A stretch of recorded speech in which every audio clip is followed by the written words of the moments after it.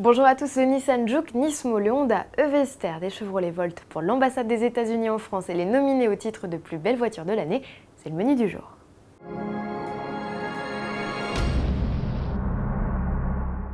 Notre visite du salon de l'automobile de Tokyo commence par Nissan. La firme dévoile le Juke Nismo, une version à peine plus sage du Juke GTR présenté en novembre dernier au salon de Los Angeles.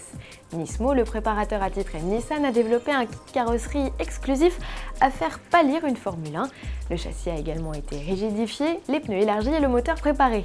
La firme indique seulement avoir boosté le 1,6 litre turbo essence déjà fort de 190 chevaux. On en salive d'avance, alors à quand un dérivé des séries ? Autre stand, autre concept, Honda expose le Vester, style dynamique et innovant pour ce coupé cabriolet de la taille d'une Twingo. L'habitacle prend quant à lui des allures de vaisseau spatial.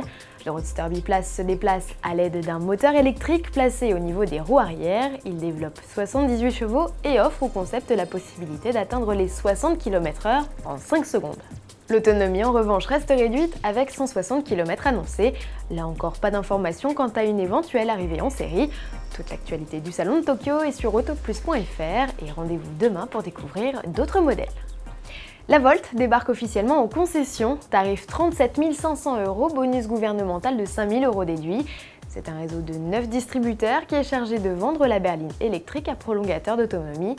Pour mémoire, la Volt renferme un petit moteur thermique chargé de régénérer les batteries du bloc électrique.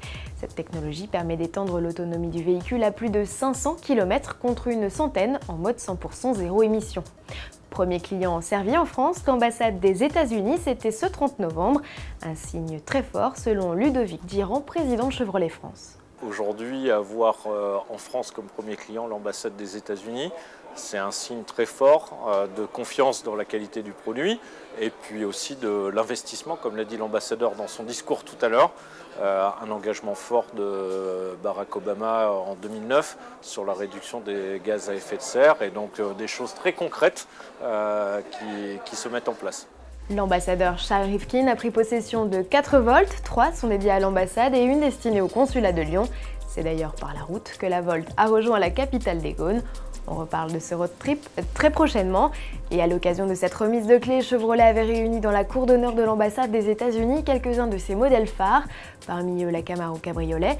La sportive américaine a à peine débuté sa carrière sur le sol français qu'elle se retrouve déjà à concourir au titre de voiture la plus belle de l'année. Succédera-t-elle au Peugeot RCZ ? Peut-être, à moins que vous ne lui préfériez la BMW Série 3, le Hyundai Veloster, le Mazda CX-5, la Mini Coupé, l'Opel Ampera ou encore le Renault Twizy. Ouverture des votes le 8 décembre, la remise des prix aura lieu le 25 janvier dans le cadre du 27e Festival automobile international. À demain!